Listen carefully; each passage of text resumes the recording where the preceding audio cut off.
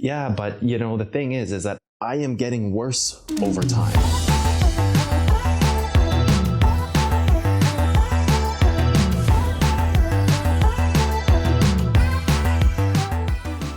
I'm getting worse at day trading over time. This is completely normal. Hold on. This is not a call for emergency.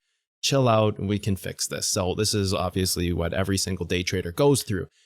They get worse over time. It seems like you were better off 6 months ago or 3 months ago. First off, that's a misconception. So let's blow that out of the water right away. Often we feel this when we have information overload, that time was simpler before when we knew less. It was easier to day trade and you were making more money and better decisions and things were clear. Well, that's because you simply didn't know as much. And now there's a million variables rattling around in your head and you're not sure which one is right or wrong. It's because you've introduced more pieces to the puzzle. It's easy to build a 4-piece puzzle, but in the grand scheme of things, a 4-piece puzzle isn't very gratifying now, is it? When you have a 100 or 1,000 piece puzzle, when you give yourself more information, it becomes harder and more frustrating to actually put that puzzle together. So again, let's kill that misconception right now about this video is about the growing pains of feeling like you're getting worse over time and finding a fix for that. That's what this growing pain series is all about. Taking the hardest points and the biggest roadblocks we face as day traders and fixing them. So again, let's kick that misconception out that we are getting worse over time. We are not getting worse over time. We are getting better. It's just we are introducing more pieces that we don't understand. So it's confusing and it's harder for us.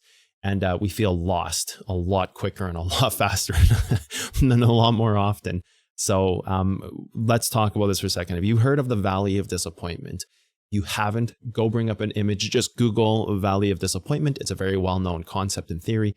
And you'll see this nice little graph with a straight line that represents time. So the time you spend is always linear. 1 hour is 1 hour, 100 hours equals 100 hours. But your progression, so if the time you spend goes in one line, progression starts at that same point, but over time you think they would travel together. I'm here and I'm working and I'm getting better and better, but that's not how it is. Over time, we go and we actually think we're getting worse, or we kind of scoop on the bottom side of that. So the more time we spend, actually, we're not out of that valley of disappointment yet. So the way that we overcome this is quite amazing, actually. So when you spend time in learning anything in day trading, whether you're learning the material or whether you're, and this goes for anything in life, whether you're learning the material or practicing it, you have to kind of expand the way in which you're doing things. If you think back to my last Growing Pains video where I talked about target and heuristic, we have two very specific ways in which we learn. And when we think about the Valley of Disappointment, we kind of have to broaden our reach. We can't just sit there and constantly study over and over and over and expect to be better. And we can't just sit there and constantly trade and expect to be better as well. But we actually have to introduce multiple components to get through the Valley of Disappointment.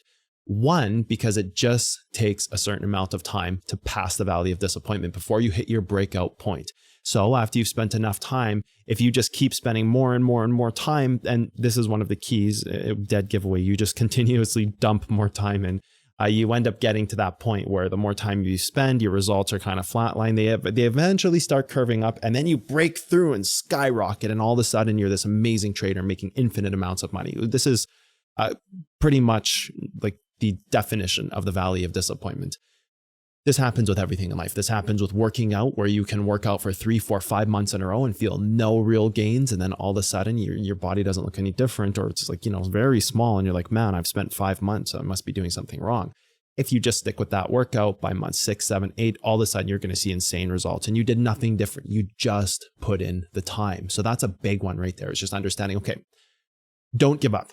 All right. That's what everybody wants to do. And that's why the failure rate is so high in day trading, because people go and they start day trading, and before getting out of the Valley of Disappointment, well, what they do is they start using money to trade. And while they're still stuck in that Valley of Disappointment without the result, they're starting losing money, and they're dumping it and chasing that money and dumping more and more and more money. And this is why I'm such a huge fan of study first, play later, or study first and trade later. Now, there's a great way that we can, talking about the Valley of Disappointment is good, but it's not enough. We actually need to find ways to accelerate that process. That's what this video is about. It's a growing pain after all. It's for all day traders. We all go through this, or we will if you haven't, trust me. The way we get through that is we start introducing more pieces to our puzzle. So it's almost, again, I'm going to use the same puzzle analogy. Instead of just trying to fit every single piece together, think about separating these pieces. You have a bunch of trees. We'll put all the little puzzle pieces that have trees on them and leaves, put them in one pile that you can kind of go through them later when they're separated. You have all your edge pieces. So you find all your edge pieces and you put those in another pile. And then you have the picture of the house and you find all the door and the windows and the roof and all the pieces of the house. And you put that together. Now you have a bunch of neat piles of different pieces that can help you complete a different part of the puzzle. So this is where I like to see where you have to use all your different resources to start getting through that valley of disappointment quicker. Now, when I say resources, I'm going to list off some resources that I think are great additions to any day trader. So of course you need to study. So go to the last video, figure out which part of heuristic or targeted training you fall under, go to the mental analysis course, mental analysis evolved course, master that. And that'll kind of give you your picture of your tree so that you know how to study and, it kind of gives you that piece completed. Don't spend all your time there. Next, you're going to go and you're going to conquer mental analysis evolved as its own kind of separate piece. And you're going to start changing the way you live, and you're going to start getting up earlier or going to bed earlier or whatever piece is using your tokens of time better. Go watch my mental analysis evolved course and you will be able to focus completely differently on the way in which you are thinking and the way your day schedule is, because this is a piece of day trading that isn't studying or isn't trading itself, but it's a big, huge piece of success in day trading is mental analysis. Now you're not actually studying any material, and you're not actually taking trades, but you're still working on yourself as a trader. That's another piece you can do. Another piece you could do, which is another great one, is take advantage of the Discord community, my community. If you're not in it, go join up on the Patreon and you can get access to the Discord community. Work with other traders who are studying the same science that I'm teaching and talk to them and create that rapport. Create yourself a nice group of people or participate in events and start working with other people to see, hey, they're struggling here. Let me give them some advice. Or I'm struggling in this point. They can give me some advice. And then you're doing a different kind of mind training where you're working with people and working together and you're putting up charts and you're drawing lines and levels and trends and talking about trades. Now you're working with people and it activates a different part of the mind. So when you start taking all of these components and you're not just focusing on the studying and the trading, and then that's another one we didn't even tackle. Take trades, but scale them down so there's no fear involved. This is a great one. Here's a huge tip that I give a lot of my mentoring students when we're working together. And I think this is kind of, in a way, common sense, but I kind of force my mentoring students to do this, a very cool trick. And go and I tell them, trade with $1.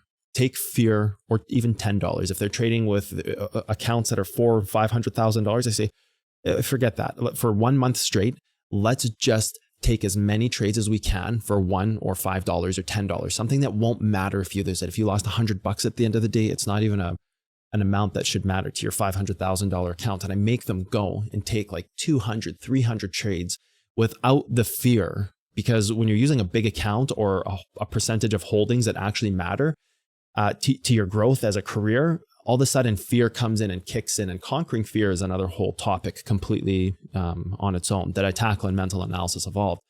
But if you can take like 300, 500 trades, even 1,000 trades without any fear, all of a sudden you're looking at your charts very differently. You're looking at it very logically, and you've completely stripped emotion and created this bubble of neutrality for yourself, which is good. It's where you want to be in trading, this complete form of neutrality. So all of a sudden you just take $1 or $5 or $10 and you just sling out like 1,000 trades, good or bad, doesn't matter, because of the amount of money you're going to make. Even if 999 out of 1,000 are good, it won't matter to you because you're not going to make any money on them anyway, because it's such a small amount of money. And if you lose 999 trades, it's not going to matter either, because you're just like, well, I'm here for the experience. I don't care about losing $901 trades.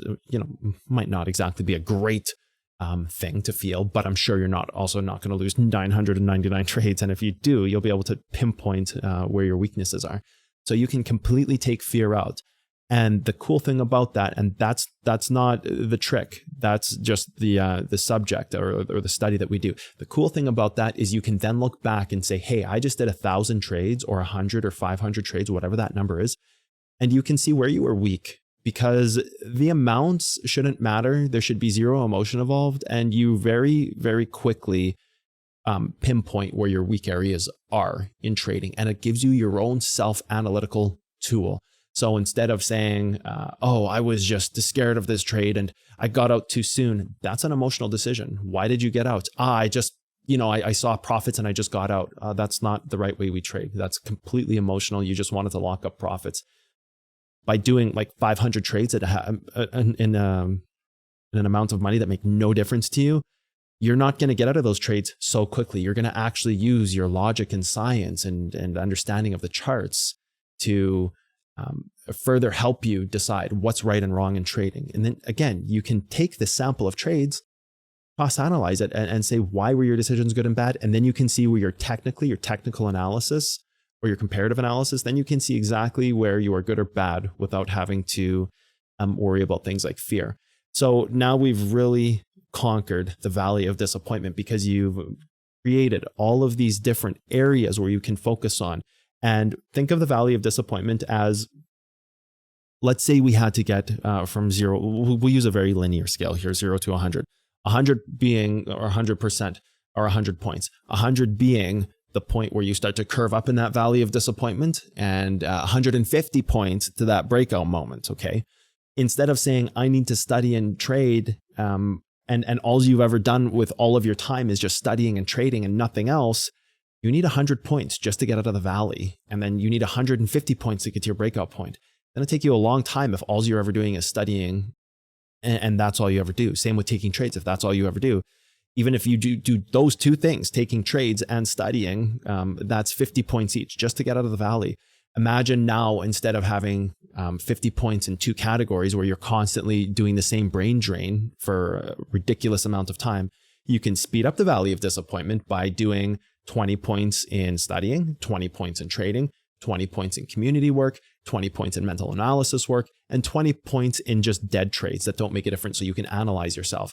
Now, instead of needing two sets of 50 points, you need a bunch of sets of 20 points, and you've taken that time frame and you've cut it down substantially, and you will accelerate better as a well-rounded trader who's able to think better and make better decisions, therefore getting you out of the valley of disappointment even faster at a fraction of the time. So more of these pieces you can now put into your routine and schedule, the faster you get out of the valley of disappointment, and the shorter it should take for you to become a professional trader. So that is a huge growing pain that, that quite frankly, I see it with a lot of traders. I see it with a bunch of people who say, I'm getting worse over time. You're not getting worse over time. You just don't understand the way that you need to train properly and the way that the valley of disappointment works. And this is a very common one. So let's do this right now. Like, comment, subscribe. Done. Bang.